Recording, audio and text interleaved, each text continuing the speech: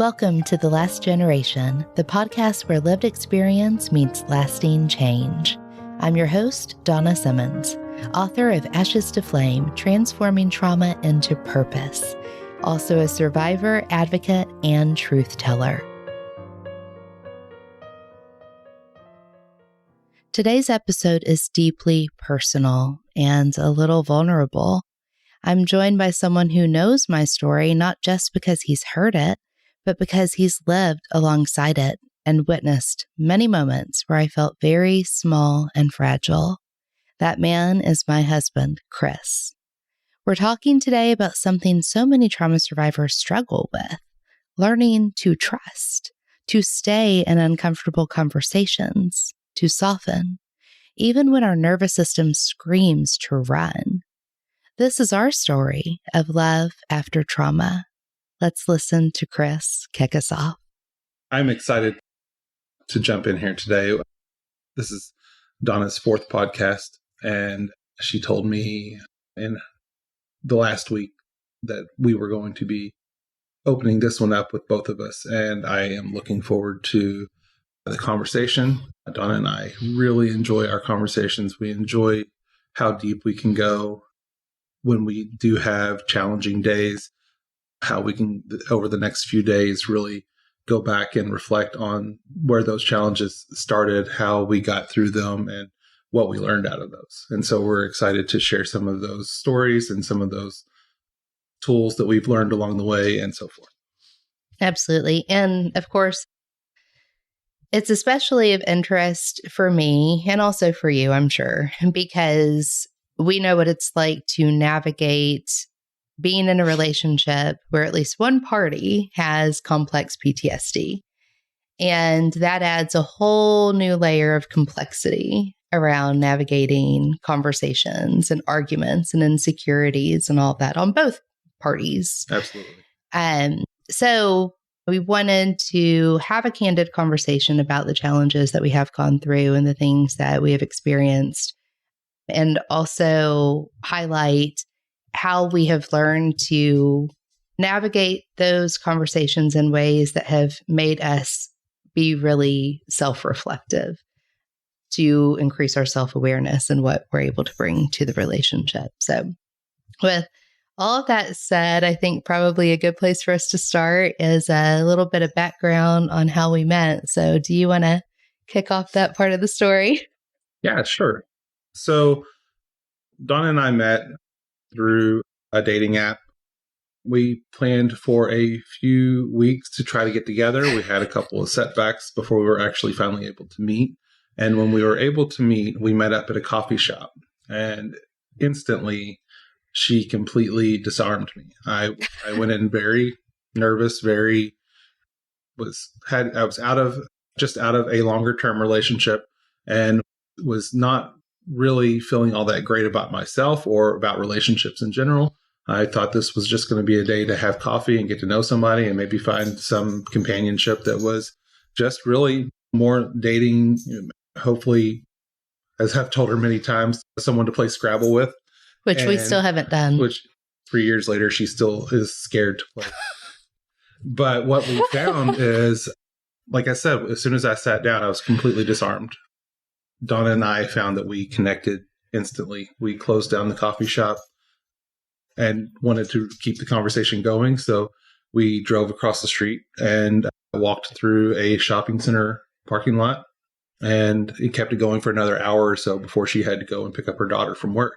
And it was, by the end of that date, I was thinking, oh my gosh, I just met someone that I very much could see myself staying with for the rest of my life. Yeah.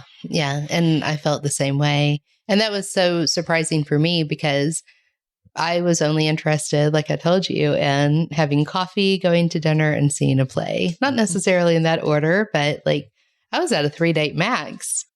I was certainly, and it wasn't necessarily that I was trying to avoid anything serious. It's just that I didn't think that was meant for me because I had so many horrific dating experiences and had put myself in situations where I was trying to convince people that were incapable of loving that I was lovable enough to change their mind and change their ways.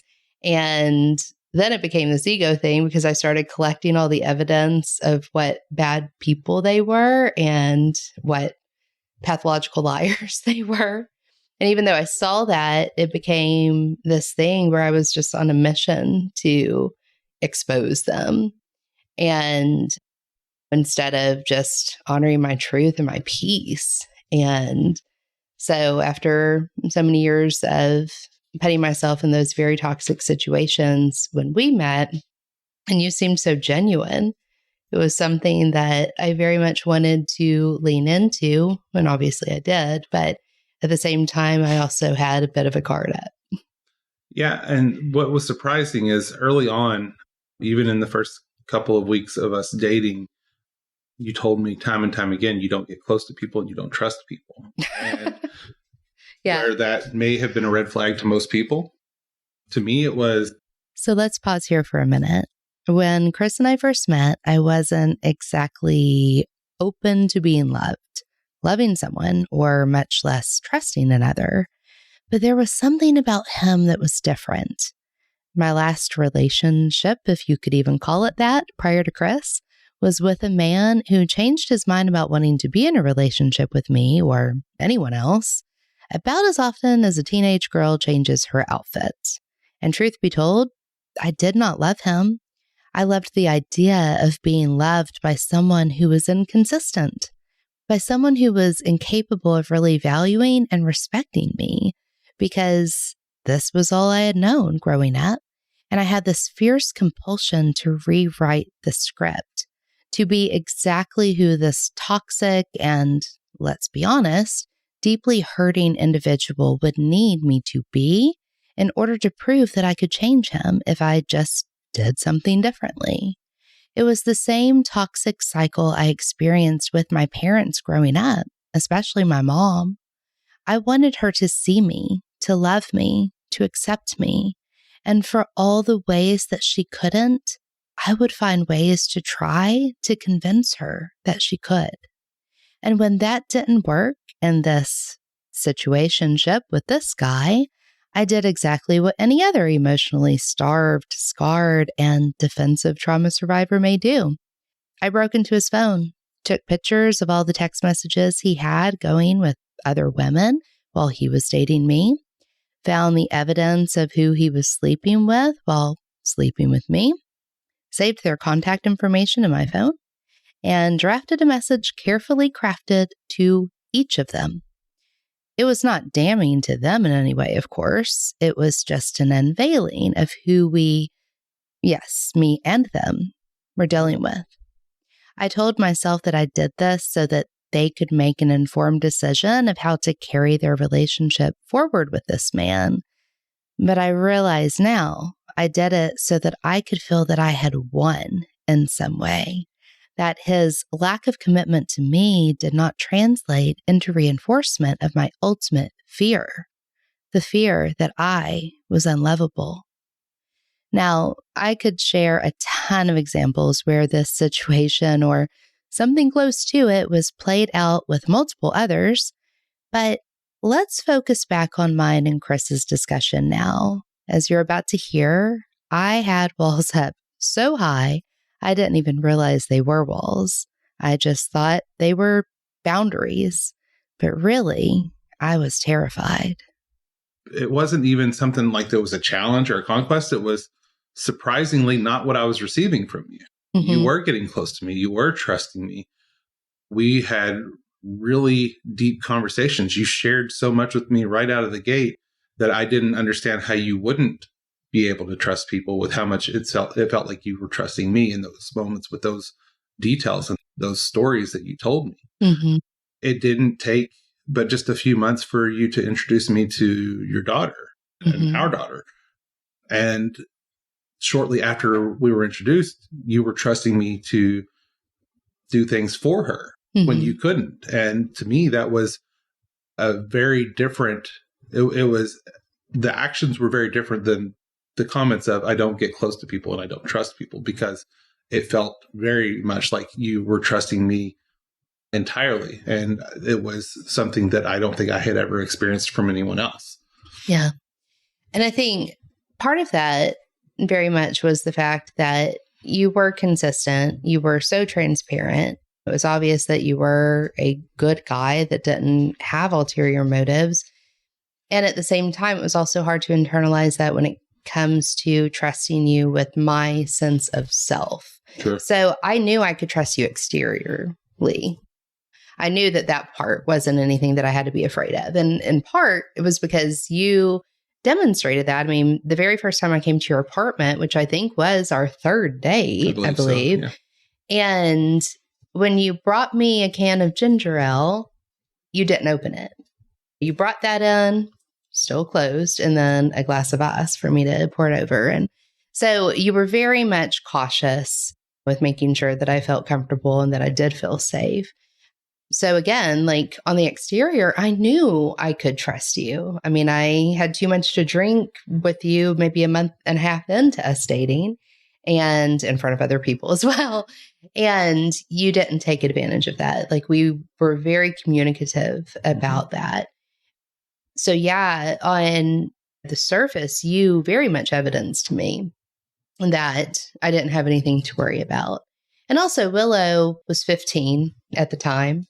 And I very much knew, because I'd raised her to be extremely independent, and I knew that she would be safe with you because if it did turn out that you were a jerk or an asshole, you would pay very significantly because of how fierce she is. Yes, absolutely. And, you know, she very much has been raised to stand up for herself. She's always very much stood up for me too. And so that's not something that I worried about. Mostly because I could sense your character. Sure. But the other part was I also know her character. Hi, I'm Mariel Hemingway, granddaughter of Ernest Hemingway, actress and lifelong advocate for mental health and healing.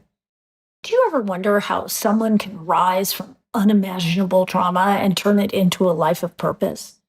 Do you find yourself searching for stories of resilience, proof that transformation is possible even in the face of overwhelming darkness? Then you need to read Donna Simmons' powerful memoir, Ashes to Flame. This book is not just a story, it's a raw, unfiltered journey through the depths of childhood trauma, emotional and physical abuse, and the systemic failures that perpetuate cycles of harm. Pick up Ashes to Flame today. You will not regret it. This podcast is supported by Progressive, a leader in RV insurance. RVs are for sharing adventures with family, friends, and even your pets. So if you bring your cats and dogs along for the ride, you'll want Progressive RV insurance. They protect your cats and dogs like family by offering up to $1,000 in optional coverage for vet bills in case of an RV accident, making it a great companion for the responsible pet owner who loves to travel. See Progressive's other benefits and more when you quote RV insurance at Progressive.com today. Progressive Casualty Insurance Company and Affiliates. Pet injury is an additional coverage and subject to policy terms. I think a big part of the not trusting people and me communicating that to you is that I wanted to trust you. Mm-hmm. And I started realizing because you treated me so well, you treated me better than anybody else ever had. And I was very open with you because, for one thing, I felt like I absolutely had to be. I had been extremely public with my story for a number of years. And so if you had ever decided to Google search me, then you would have seen the fact that I had been in multiple news publications talking about how I was a survivor of child marriage and how I was trafficked and all these various things that very much contribute to me not trusting people. Sure. But I have always had this hope ever since I was a little kid, as I think everybody does, that they would be able to receive love and that they could feel comfortable and feel at home somewhere. And that is what I started feeling with you. And I struggled between believing that it was meant for me and that I was worthy of it, and also wanting it so bad. Sure. And wanting to be able to really believe in you and believe that you were strong enough, intelligent enough, and emotionally mature enough to be able to handle all of my storms and also my independence, because all of it is so true. Yes. Yeah. Yeah. Yeah. So a few things. You, on many occasions, did say exactly what I mentioned earlier. You don't trust people. You don't get close to people.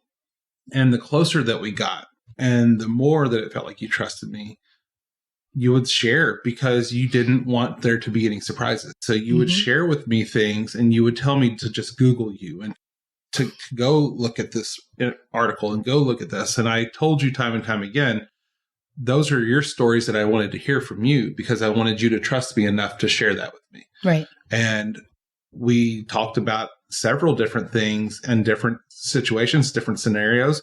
Some things you shared with me that you were very surprised by my response, because my initial response was not so much dismissive, but at the same time, it was more of just, why is this relevant to us not being able to be together or us being able to be together? Like, why are you so concerned with this story and this part of your life and why it would affect us? And sometimes my responses were a little bit surprising to you, but at the same time, to me, it was about getting to know you and wanting to know that you trusted me enough to share your stories with me and not, through some social media post or some news article. I wanted you to see that I wanted to know you. I wanted to know all of you and not the parts that you show the media.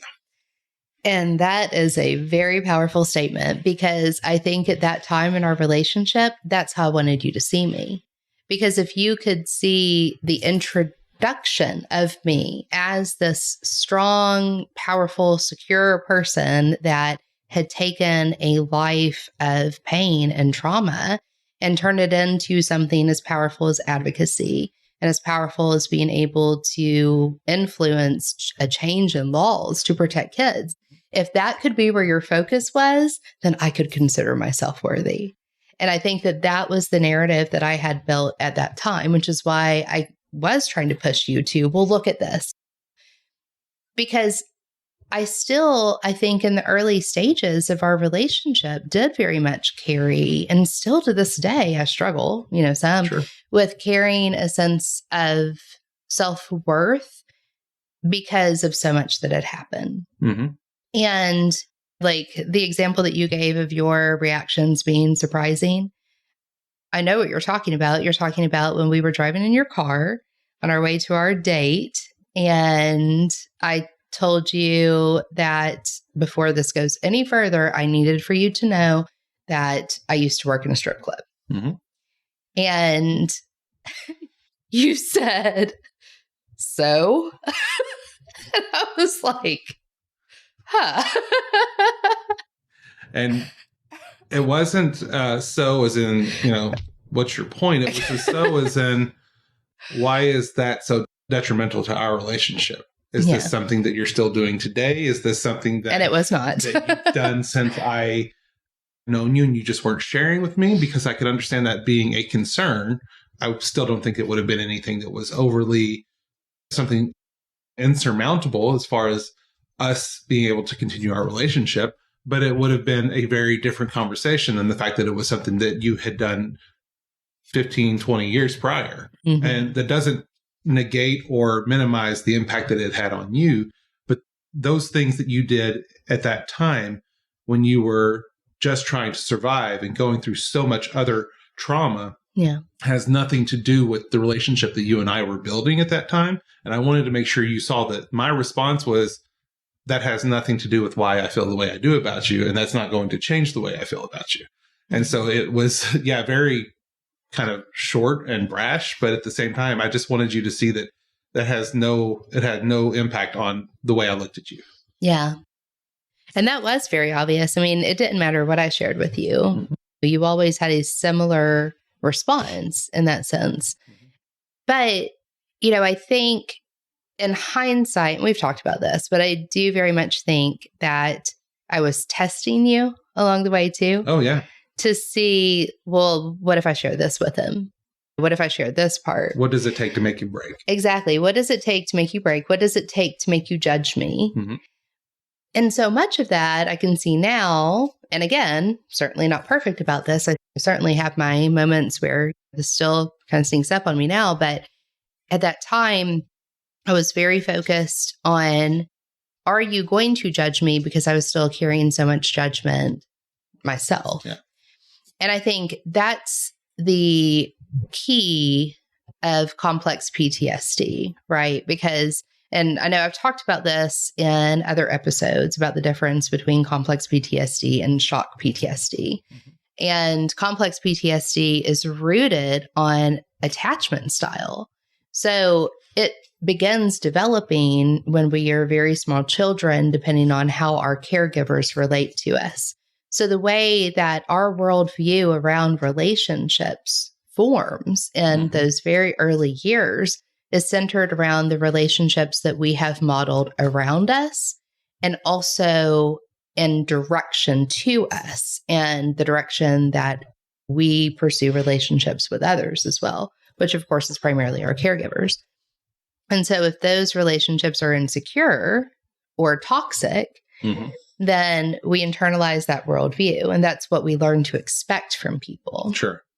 And I think that we see that also evidenced in domestic violence survivors, as an example. I know that still we hear people say, well, why doesn't she just leave? Or why is it that she goes from one abusive situation to another? Right. And it's because that's what's familiar. It's because like those are the patterns that we began developing early on. We learned that toxicity. We learned to expect that toxicity. We learned to expect dysfunction and an unstable environment and a lack of love. Like all of those things are what's familiar.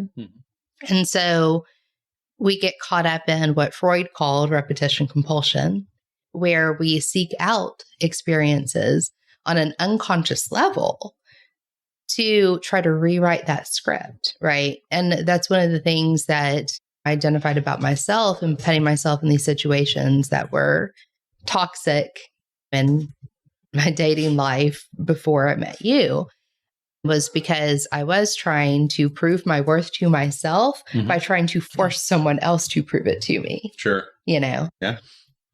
And what was interesting about that is as you would question those things, as you would question internally your own self-worth and whether or not you were worthy of that relationship, which we discussed on many occasions early on about what you felt like you were worthy of, or whether you felt like we were really going to work out because you didn't think that you deserved this type of relationship, or it wasn't something that you were used to as far as the way that our relationship had started. There were a lot of times where you opened the door, said, I'm a mess, or I have these things that I am dealing with that you're not going to want to deal with long term. So here's the door. This is your chance. Leave now. And those doors opened up time and time again. There wasn't any sincerity behind you wanting me to go, but it was very much a fear response of, I'd rather this end now than get deeper and then have to deal with it not working out. And I think that has happened time and time again, even a year into or more into our marriage at this point, where we still have arguments where that prompts a response of, this isn't what you signed up for. So you just need to figure out what you need to do and move on. And I think by the time the conversation is over, we've both come to the same realization that that's just a fear that pops up while we're in this unstable or destabilized argument where it knocks us off kilter as a couple. As a married couple, we feel like things just feel off. There's a break in our connection. The connection feels like the relationship is weakening in that time frame during those challenging conversations, only to find out that once we're able to wade through the waters of that challenging conversation and those arguments, those disagreements, we come back stronger. We come back with even more vigor towards rebuilding whatever was damaged in that argument and moving forward and being more of a force to be reckoned with as a couple, as a family. And I think that the more that we navigate those challenges, the stronger that we become and are able to build tool sets or toolkits to be able to not just help us navigate future conversations and maybe without as much turmoil or frustration or conflict. Maybe we're able to navigate those in a calmer way where we don't get elevated in the moment, but are also able to maybe share some of those with others, to be able to talk through others that are in relationships where maybe there is some trauma survivor of some sort. It may not be complex PTSD, but it may. It could be some other challenging situation, but we're able to navigate our conversations. And if we can figure out what the tools are that we're using, maybe we can share those and pass those along to others that are having their own challenges. So, as you just heard, I know I tested Chris with opening the door so many times, but he never bit. And I think I did this because when you're growing up in a chaotic environment or surviving abuse, healthy can feel boring or suspicious. My body had learned to associate adrenaline with connection, and peace, well, that felt like a setup.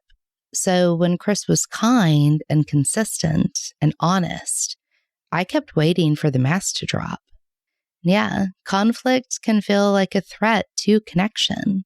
So my old instinct was either to flee or to fawn and just say whatever to keep the peace, or to fight if I felt cornered. But Chris gave me permission to take a pause, to come back when I was ready to really have the conversation. And Chris and I started building a rhythm through naming what's happening in the moment, pausing before reacting. And then when we mess it up, we do repair quickly.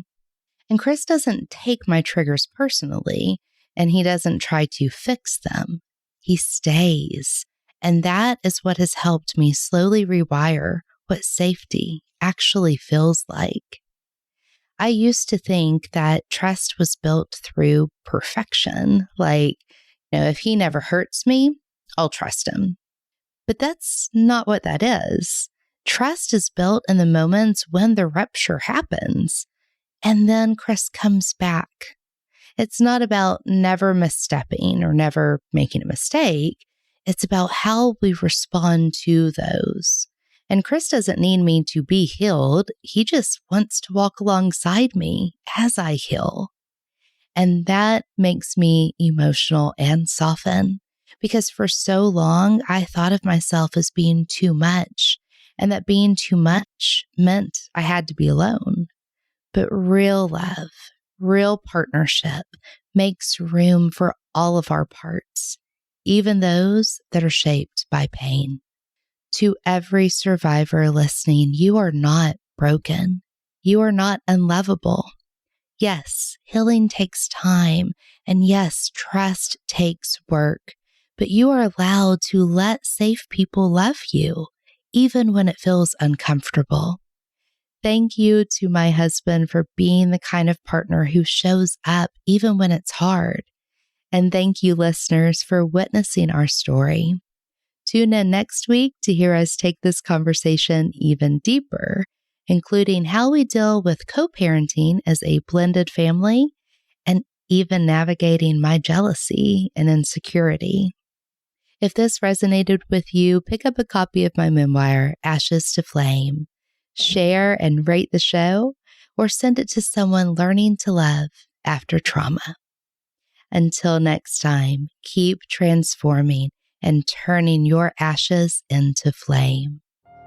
You've been listening to The Last Generation, transforming trauma into purpose. For more resources, visit traumatopurpose.com. If this episode resonated with you, consider leaving a review and joining the community online. Subscribe, and let's transform together.